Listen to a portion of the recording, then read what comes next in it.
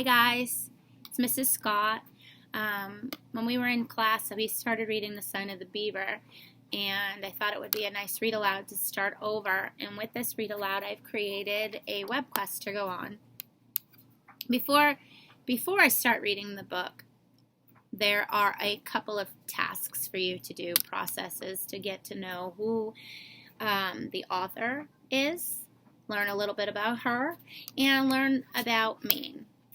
And then after I read chapters 1 and 2, you will go on another little adventure, which I'm going to keep secret for now. So here's chapter 1 and 2 of Son of the Beaver. Matt stood at the edge of the clearing for some time after his father had gone out of sight among the trees. There was just a chance that his father might turn back, that perhaps he had forgotten something or had some last word of advice. This was one time Matt reckoned he wouldn't mind the advice, no matter how many times he had heard it before.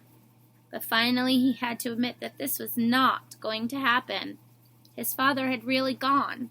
He was alone, with miles of wilderness stretching on every side. He turned to look back at the log house. It was a fair house, he thought. His mother would have no cause to be ashamed of it. He had helped build every inch of it. He'd helped to cut down the logs,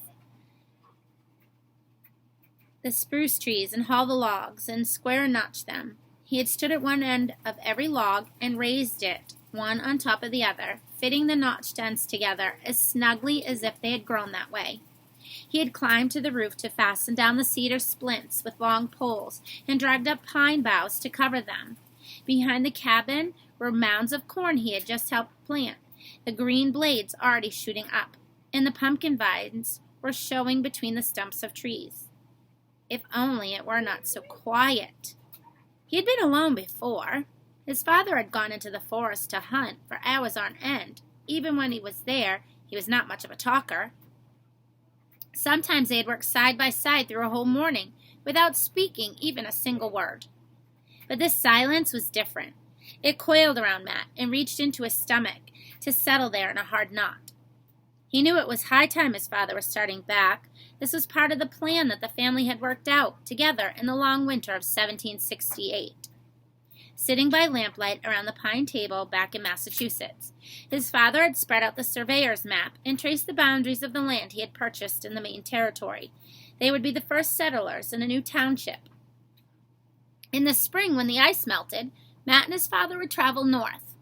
They would take passage on a ship to the settlement at the mouth of the Penobscot River. There they would find some man with a boat to take them upriver, and then on a smaller river that branched off from it, many days' distance from the settlement.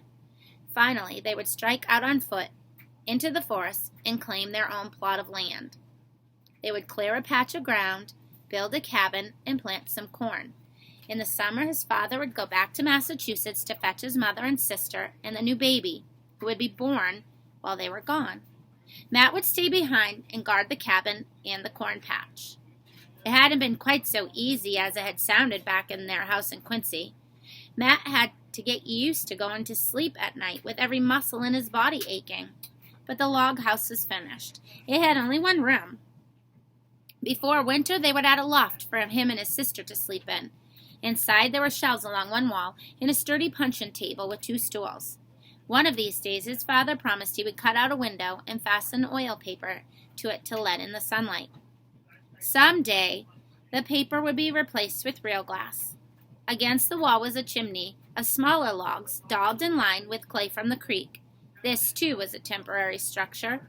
Over and over, his father had warned Matt that it wasn't as safe as a stone chimney, and that he would have to watch out for flying sparks. He needn't fear. After all the work building this house, Matt wasn't going to let it burn down about his ears. 6 weeks, his father said that morning. Maybe 7. Hard to reckon exactly. With your ma and sister, we'll have to be going slow, especially with the new little one. You may lose track of the weeks, he added. Easy thing to do when you're alone. Might as well make notches on a stick. 7 notches to a stick. When you get to the 7th stick, you can start looking for us. A silly thing to do, Matt thought, as though he couldn't count the weeks for himself. But he wouldn't argue about it. Not on the last morning. When his father reached up to a chink in the log wall and took down the battered tin box, he held his watch and compass and a few silver coins. He took out the big silver watch. "Every time you cut a notch," he said, "remember to wind this up at the same time." Matt took the watch in his hand as gently as if it was a bird's egg. "You aim to leave it, Pa?" he asked. "It belonged to your grandpa." "Would have belonged to you anyhow, sooner or later. Mine as well be now." "You mean it's mine?"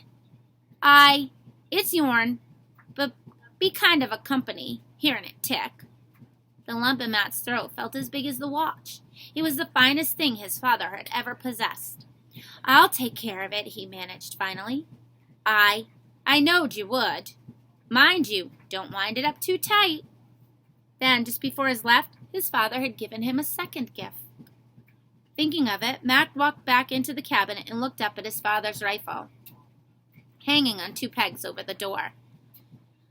"I'll take your old blunderbuss with me," his father had said. "This one's aim is truer. But mind you, don't go banging away at everything that moves. Wait till you're dead sure. There's plenty of powder if you don't waste it." This was the first sign he had given that he felt uneasy about leaving Matt here alone. Matt wished now that he could have said something to reassure his father instead of standing there tongue-tied. But if he had the chance again, he knew he wouldn't do any better. They just weren't a family to put things into words. He reached up and took down the rifle. It was lighter than his old matchlock, the one his father had carried away with him in exchange. This was a fine piece, the walnut stalk as smooth and shining as his mother's silk dress. It was a mite long, but it had good balance. With this gun, he wouldn't need to waste powder, so it wouldn't hurt to take one shot right now, just to get the feel of it. He knew his father always kept that rifle as clean as a new polished spoon, but because he enjoyed handling it, Matt poked about in the touch hole with a metal pick. From the powder horn, he shook a little of the black powder into the pan. Then he took 1 lead bullet out of the pouch, wrapped it in a patch of cloth, and rammed it into the barrel. As he worked, he whistled loudly into the stillness. It made the knot in his stomach loosen a little. As he stepped into the woods, a blue jay screeched a warning, so it was some time before he spotted anything to shoot at. Presently, he saw a red squirrel hunched on a branch, with its tail curled up behind its ears. He lifted the rifle and sighted along the barrel, minding his father's advice and waiting until he was dead sure.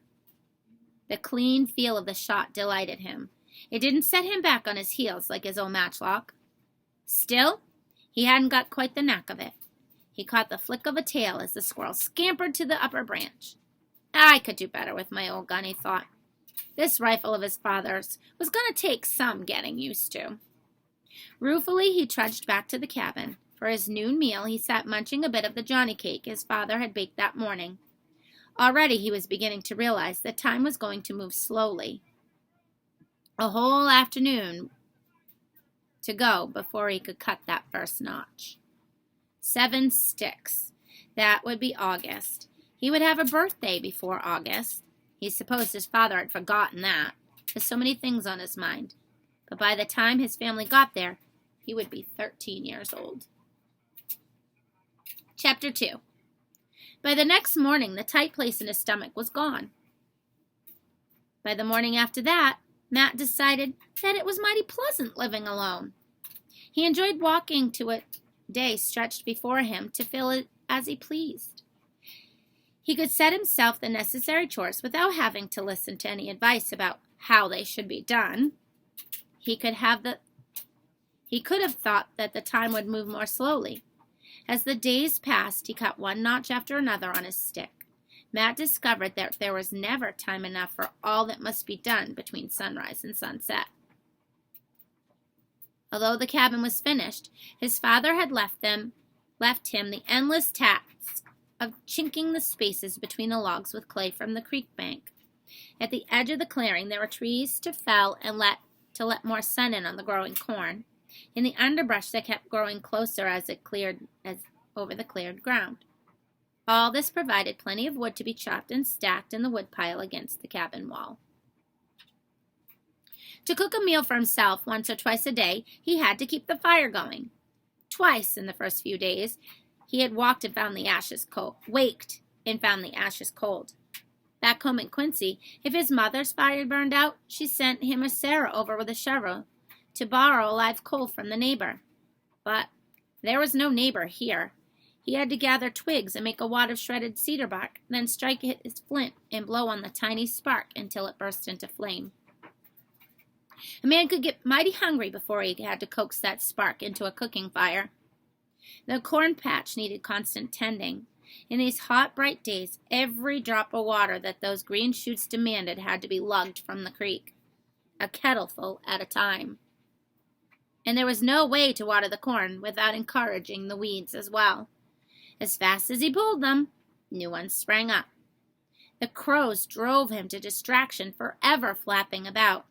A dozen times a day he would dash at them fiercely, shouting and waving his arms. They would just fly lazily off and wait on a nearby treetop till his back was turned. He dared not waste his precious powder on them. At night, wild creatures nibbled the tops of the green shoots. Once he sat up all night with his rifle across his knees, batting the mosquitoes. When morning came, he stumbled into the cabin and slept half the day away. That was the second time he let the fire go out. He seemed to be hungrier than ever before in his life. The barrel of flour was going down almost as fast as if two were dipping into it. He depended on his gun to keep his stomach filled. He was still proud of that gun, but no longer in awe of it. Carrying it over his shoulder, he set about confidently into the forest, venturing further each day, certain of bringing home a duck or a rabbit for his dinner. For a change of diet, he could take his fish pole and follow the twisting course of the creek, or walk the trail as his father had blazed, to a pond some distance away. In no time he could catch all the fish he could eat. Twice he had glimpsed a deer moving through the trees, just out of range of his rifle. One of these days, he promised himself, he'd bring one down. It was a good life, with only a few small annoyances buzzing like mosquitoes around inside his head. One of those thoughts was the thought of Indians. Not that he feared them. His father had been assured by the proprietors that this new settlement would be safe. Since the last treaty with the tribes, there had not been an attack reported anywhere in this part of Maine. But still, one could not entirely forget all those horrid tales, and he just didn't like that feeling that he had sometimes had that someone was watching him. He couldn't prove it. He could never see anything more than a quick shadow that might be a moving branch. But he couldn't shake off the feeling that somebody was there. One of those pieces of advice his father had been so fond of giving him had been about the Indians. "They won't bother you," he said. "Most of them are left for Canada. The ones who stayed don't want to make any trouble. But Indians take great stock in politeness. Should you meet one, speak to him just the same as to the minister at home." Matt had seen his father follow his own advice. Once, when they had tramped a long way from the cabin, they had seen in the distance a solitary dark-skinned figure. The two men had nodded to each other gravely and lifted a hand in salute, exactly as if they had been two deacons passing on the town square. But how could you be respectful to a shadow that would not show itself? It made Matt uneasy. He had grown used to the stillness. In fact, he knew now that the forest is rarely quiet. As he tramped through it, he was accompanied by the chirruping of birds, the chatter of squirrels, and the whine and twang of thousands of bothersome insects. In the night, he could recognize now the strange sounds that used to startle him. The grunt of a porcupine rummaging in the garden, the boom of the great horned owl, the scream of some small creature pounced upon in the forest, or the long quavering cry of a loon from the distant pond. For the first time he had heard the loon call, he had thought it was a wolf. Now he liked to hear it. Mournful as it was the cry of another living creature. Matt would worm his shoulder into a comfortable spot of the hemlock boughs that made his mattress, pull the blanket over his head to shut out the mosquitoes, and fall asleep well satisfied with his world. He would have liked, however, to have someone to talk to occasionally. He hadn't reckoned on missing that. For much of the day he was content to be alone, tramping through the woods or sitting on the bank of the creek dangling his fishing line. He was like his father in that, but there were times when he thought he'd like to share with someone, with anybody, even his sister Sarah, even though he had never paid much mind to her at home. So he was not quick-witted as he should have been when someone unexpectedly arrived. That's the end of chapters 1 and 2. You can go on the web quest and do some of the activities that follow chapter 2, and stay tuned for chapter 3 and 4.